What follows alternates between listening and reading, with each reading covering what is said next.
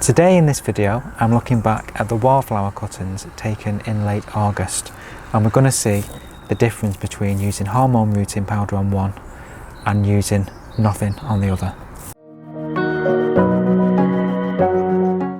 Hi and welcome back to the garden. Today I'm looking at these wallflower cuttings, and these were taken in August if you can remember. We did a video about these. If you want to look in the top right hand corner now, there's a link to that video. And in the video I took some wallflower cuttings and made this little propagator using a cordial bottle, and it has really served a good purpose because I can actually see through this transparent plastic that there are some roots already been formed.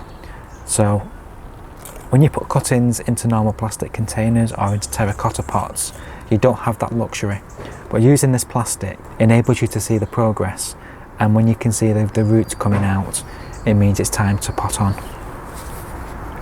So this was the container we prepared with just regular cuttings, and then to mimic the same kind of environment, this normal plastic pot was created with cuttings from the same plant. So this was a beautiful fragrant yellow Erysimum, and on this one the cuttings were placed in this plastic pot and we used some hormone rooting powder. So we're going to see if there's any difference between the roots formed with the hormone rooting powder and the roots formed without. So it's going to be a bit of an experiment.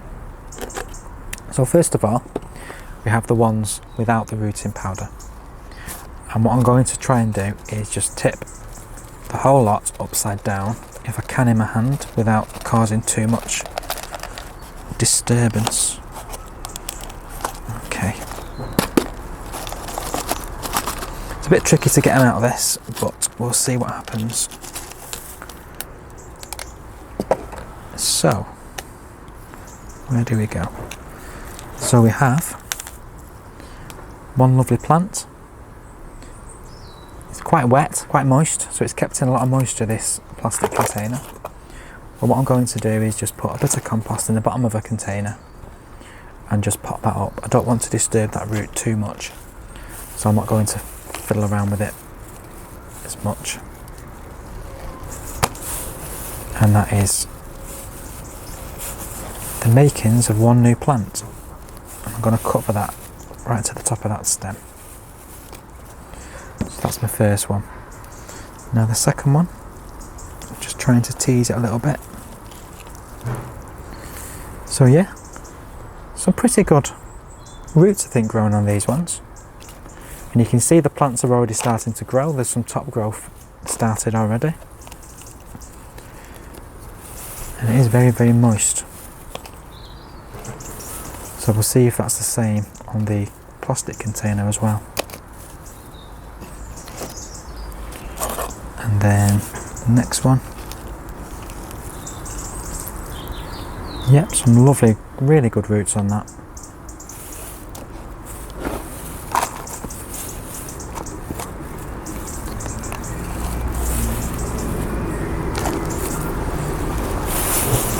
And taking cuttings from wallflowers are really easy, and in our experience pretty much 100% will form roots.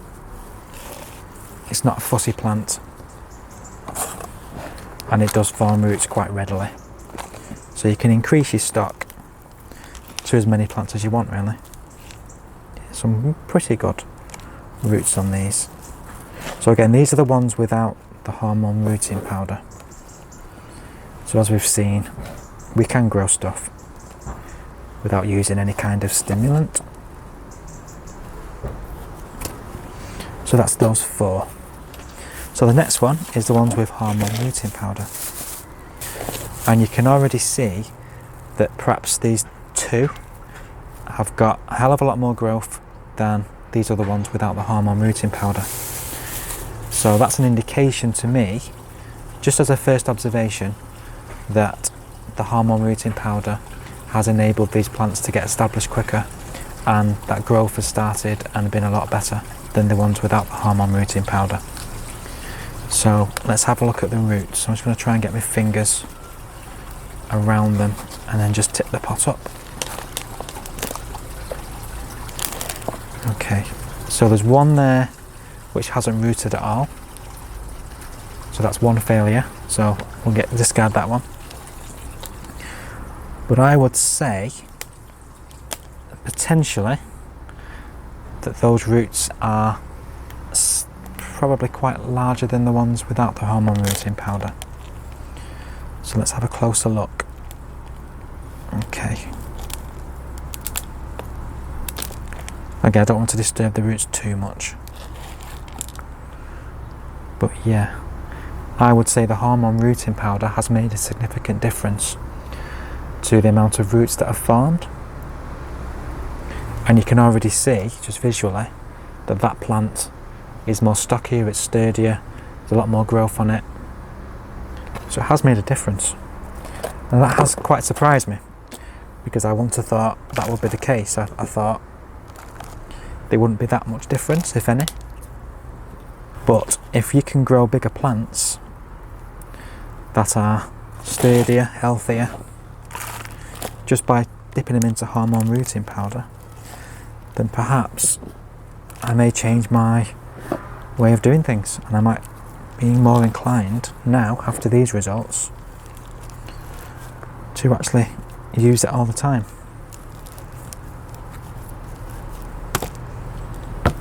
So yeah, these are quite nice plants.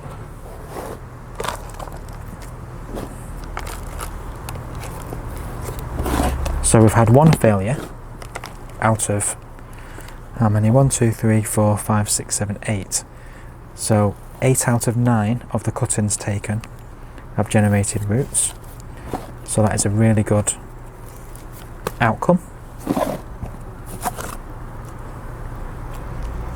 And the difference between the ones using the hormone rooting powder and the ones without, I would say there is a bit of a difference, and I think it is quite a significant difference. And I would certainly recommend in the future maybe using it again on cuttings. So that's something that has resulted from this test. So great. So it just goes to show, you might be gardening for years and years like I have, and you can learn something new. So that is fantastic. You never stop learning. So it's been a really good experiment. We have shown that hormone rooting powder has worked, particularly on these cuttings. There is a difference. I would say particularly on them two, maybe them two look a lot like the other ones without the rooting powder. So if you've enjoyed the video, please give us a like. Please subscribe if you've not already subscribed to us. If you have any comments, anything to do with how you take cuttings, if you found using rooting powder beneficial or not, I'd really be interested to find out.